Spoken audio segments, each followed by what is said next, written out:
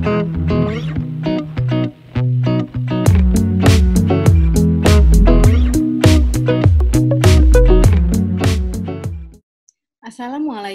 warahmatullahi wabarakatuh.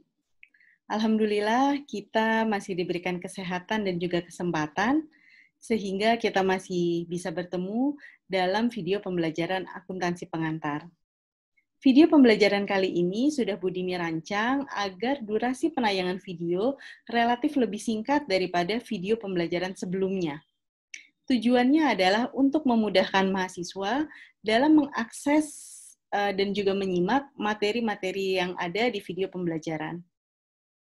Pada kesempatan kali ini, saya, Dini Oktoria, juga mengucapkan terima kasih yang sebesar-besarnya kepada para senior dan juga para expert, baik di bidang pendidikan maupun di bidang akuntansi, yang telah memberikan dukungan yang luar biasa demi terwujudnya video pembelajaran akuntansi pengantar ini. Saya juga masih memohon arahan dan juga bimbingan demi kesempurnaan video pembelajaran akuntansi pengantar ini. Selanjutnya, mari sama-sama kita masuk ke perkuliahan akuntansi pengantar. Kalau kita lihat kembali file rencana pembelajaran semester, setelah bahan kajian persamaan dasar akuntansi kita pelajari, bahan kajian berikutnya yang akan kita pelajari adalah siklus akuntansi. Untuk memudahkan pembelajaran kita, mari sama-sama kita simak materi siklus akuntansi dalam tampilan PowerPoint berikut ini. Baik, sekarang sudah tampil di layar kalian masing-masing materi siklus akuntansi. Sebelum kita masuk ke inti dari materi siklus akuntansi, pertanyaan awal Budini adalah, kenapa kita harus belajar siklus akuntansi? Itu penting sekali di awal pembelajaran kita. Supaya apa? Supaya kalian tahu kenapa kalian harus belajar. Jangan sampai kalian belajar itu karena disuruh Budini, dipaksa Budini, karena memang kurikulumnya seperti itu. Enggak, jangan seperti itu. Jadi harapan Budini, dengan kalian tahu kenapa kalian harus belajar siklus akuntansi, kalian bisa lebih memahami kedudukan materi ini dan juga memahami penting dan kebermanfaatan dari materi siklus akuntansi. Ya, di sini Budini tampilkan ya, dengan persamaan dasar akuntansi, bahan kajian sebelum ini ya, di persamaan dasar akuntansi kita sudah sama-sama bisa mewujudkan apa yang diinginkan dari akuntansi, yaitu pengkomunikasian laporan keuangan, di mana di dalamnya ada 3 aktivitas atau 3 kegiatan. Identifying, recording, and communicating. Itu adalah 3 kegiatan, 3 aktivitas utama dari akuntansi, di mana kesemuanya itu sudah terlewati, sudah dilakukan, sudah terselesaikan melalui persamaan dasar akuntansi. Nah, itu di sebelahnya, di sisi sebelahnya ada ada contoh cuplikan bentuk dari persamaan dasar akuntansi. Nah, kenapa kita harus belajar siklus? Nah, di sini Budini tampilkan ya, baik persamaan dasar akuntansi ya dengan shape yang background berwarna agak hijau muda dan juga di sisi sebelahnya, siklus akuntansi dengan background shape yang berwarna merah itu, gitu ya, itu semuanya sama. Sama dalam artian, baik persamaan dasar akuntansi maupun siklus akuntansi, sama-sama merupakan bentuk wujud dari akuntansi, di mana di dalamnya ada identifikasi, ada pencatatan, dan juga pengkomunikasian. Sama. Ada 3 kegiatan atau 3 aktivitasnya itu tetap sama. Yang diidentifikasi di persamaan dasar, yaitu bukti transaksi. Di siklus juga sama, yang diidentifikasi adalah bukti transaksi. Mencatatnya bagaimana? Dengan menggunakan konsep akun.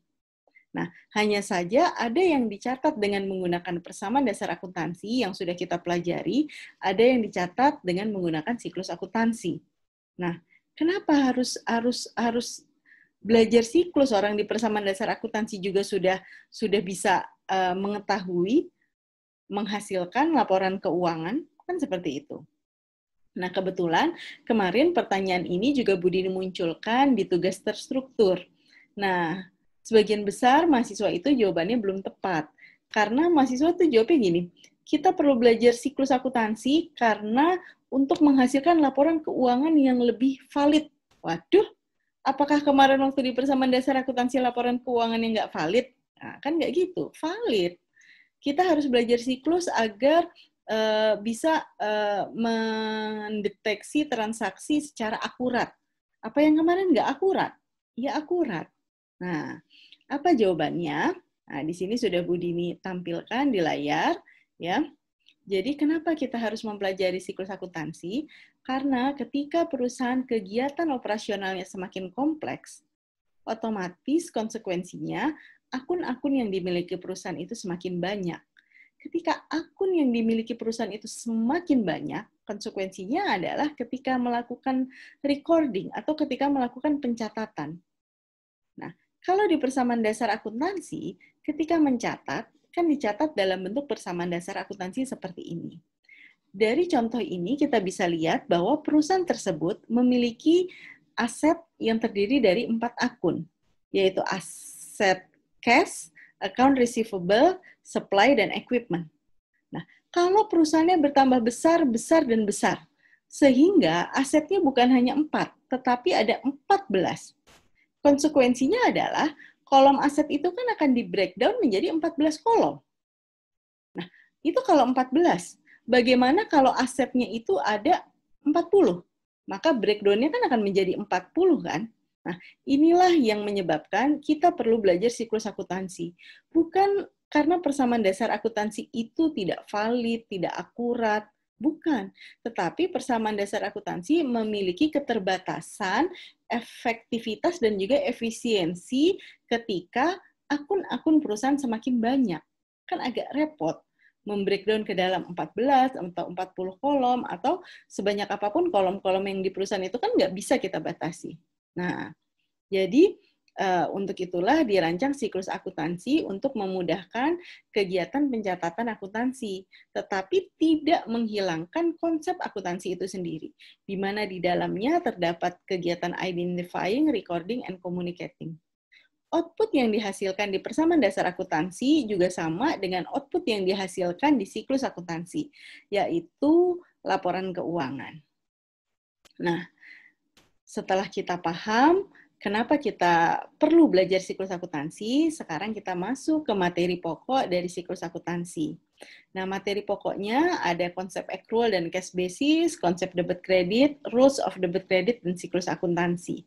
Nah, di sini kita mulai dari konsep accrual dan cash basis. Ada konsep accrual, ada konsep cash basis. Apa itu accrual basis dan apa itu cash basis? Nah, di sini sudah tampil di layar kalian bahwa accrual basis adalah pencatatan untuk revenue dan expense ketika, ya ini ada penjelasannya, revenue diakui dan recorded dan dicatat ketika pendapatan itu telah terjadi. Beban diakui dan dicatat ketika beban itu juga muncul gitu ya. Nah, ini beda dengan cash basis di mana pendapatan baru boleh diakui dan dicatat ketika pendapatan itu diterima. Beban baru boleh diakui dan dicatat ketika beban itu dibayarkan. Nah, sekarang pertanyaannya Bu Dini, ya, sekarang pertanyaan Bu Dini, yang kita pilih yang accrual atau cash basis? Jawabannya adalah yang accrual. Kenapa? Karena ketika kita melakukan kemarin pencatatan di persamaan dasar akuntansi, kas belum diterima, tapi kita sudah mengakui itu sebagai pendapatan. Kenapa? Karena memang accrual basis yang kita gunakan. Pendapatan diakui dan dicatat ketika telah terjadi. Walaupun memang cash-nya belum diterima. Nggak apa-apa, itu memang harus dicatat. Cash belum diterima, nanti kita catat ke account receivable-nya. Kan seperti itu kemarin. Gitu. Begitu juga dengan beban. Beban diakui dan dicatat ketika beban itu memang sudah muncul. Nah, ini yang perlu kalian pahami terkait konsep accrual dan juga konsep cash basis. Berikutnya, sebelum kita belajar akuntansi, kalian juga harus paham terkait konsep dari debit dan kredit. Nah, kebetulan konsep debit kredit juga kemarin Bu Dini munculkan di tugas terstruktur ya. Dan hanya ya sekitar 50-60% mahasiswa yang menjawab dengan tepat. Apa itu debit, apa itu kredit gitu. Sebagiannya jawabannya itu sebagian besar, yang lainnya tuh kurang tepat. Nah, di sini kita lihat ya. Debit itu adalah sisi kiri, left side. Kredit adalah sisi kanan atau right side. Udah hanya itu. Hanya itu. Arti dari debit dan kredit. Sedangkan kan kalian debit mengartikan pertambahan aktiva, kan gitu. Pertambahan expense, terus kredit itu diikuti dengan pengurangan aset. Terus ada jawabnya macam-macam, kurang lebih seperti itu. Kredit itu diikuti dengan peningkatan dari revenue perusahaan. Memang benar, nanti arahnya ke sana, tetapi definisi dasarnya, debit adalah sisi kiri, kredit adalah sisi kanan. Dan ini adalah semacam variabel yang memang digunakan di seluruh dunia, sudah disepakati di seluruh dunia bahwa ketika melakukan pencatatan menggunakan konsep debit kredit. Nah, kalau misalkan nanti ada tokoh atau ada expert di bidang akuntansi mau nulis bukan debit kredit, tapi kalau sisi kiri itu X, sisi kanan itu bukan kredit tapi Y, juga boleh sebetulnya. Karena itu hanya semacam variabel peubah. Debit sisi kiri, kredit sisi kanan. Nah, yang Bu Dini prihatin adalah ada beberapa mahasiswa dan juga beberapa yang pernah Bu Dini baca, menuliskan debit itu adalah penerimaan. Debit itu adalah pendapatan. Debit itu adalah penghasilan. Nah, itu Bu Dini sangat prihatin. Karena apa? Penerimaan, pendapatan itu kan revenue. Beda lagi, itu adalah akun. Gitu loh. Bahkan ada yang mengartikan debit itu adalah laba. Nah, itu Bu Dini jujur sangat prihatin. Kenapa Bu Dini prihatin? Kan kita sudah belajar kemarin di persamaan dasar akuntansi. Laba atau net income atau profit bukan debit. Laba diperoleh dari revenue kurang expense, bukan debit kurang kredit. Bukan debit, bukan. Jadi, tolong kalian tata kembali pola pemikiran kalian. Debit itu bukan penerimaan, bukan pendapatan, bukan penghasilan, bukan laba, bukan surplus. Debit adalah sisi kiri. Begitu juga dengan kredit. Kredit itu bukan pengeluaran, bukan pembiayaan, apalagi dibilang defisit, apalagi dibilang rugi. Gitu ya. Laba rugi diperoleh dari revenue kurang expense, bukan debit kurang kredit. Ya, itu pesan Bu Dini. Nah, selanjutnya, setelah kita tahu debit itu sisi kiri, kredit itu sisi kanan, maka di sini kita akan belajar peraturan debit kredit, rules of debit kredit. Aset disepakati, ketika bertambah itu ada di sisi debit, berkurang di sisi kredit. Ini nanti akan lebih jelas kalau kita mulai melakukan recording pencatatan ke jurnal gitu ya. Nanti akan lebih jelas Bu Dini berikan contohnya. Liability bertambah di kredit, berkurang di debit. Begitu juga di situ ada equity, baik capital, drawing, revenue maupun expense. Gitu. Kalau saham gimana Bu? Saham sama kan seperti owner's capital gitu. Nah, pertanyaannya kenapa aset bertambah di debit, berkurang di kredit? Terus liability kok kebalikan, bertambahnya di kredit bukan di debit ya. Jadi sebetulnya rules of debit credit ini adalah suatu peraturan, suatu rumus, suatu formula yang digunakan oleh para pemikir-pemikir, para filosof dan juga expert di bidang akuntansi yang sudah teramat canggih mendesain formula sedemikian rupa sehingga bisa membuktikan mereka bisa mencatat, ya kita semua bisa mencatat, yang tadinya dicatat dalam persamaan dasar akuntansi yang seperti ini, kan kalau nyatet misalkan bertambahnya aset, kan kita tinggal masuk aja ke kolom aset. Nah, tapi kan kalau di sini kan hanya 4 asetnya, tadi Bu Dini sampaikan. Kalau 40 bagaimana? Nah, melalui rules of debit credit, ya, di situ sudah ada formula, mau 4, 14, atau 40, pencatatannya tetap sama. Pencatatannya bukan dimasukin ke akun yang masing-masing yang kayak di persamaan dasar akuntansi kan, karena kita belajar siklus. Jadi nanti, sebentar, mana tadi? Ya, jadi nanti dicatatnya dengan pola ini, dengan formula ini. Nanti akan lebih jelas ketika kita masuk ke materi jurnal, gitu ya. Nah, jadi yang bisa Bu Dini sampaikan ini adalah formula yang dirumuskan oleh para filosof, para expert akuntansi pada zaman dahulu kala, sehingga rules ini bisa mengakomodir keterbatasan persamaan dasar akuntansi yang dicatat berdasarkan kolom-kolomnya. Gitu. Nah, selanjutnya, kalau sudah jelas, maka kita bisa masuk ke siklus akuntansi, ke background yang warna merah itu, shape yang warna merah ini ya.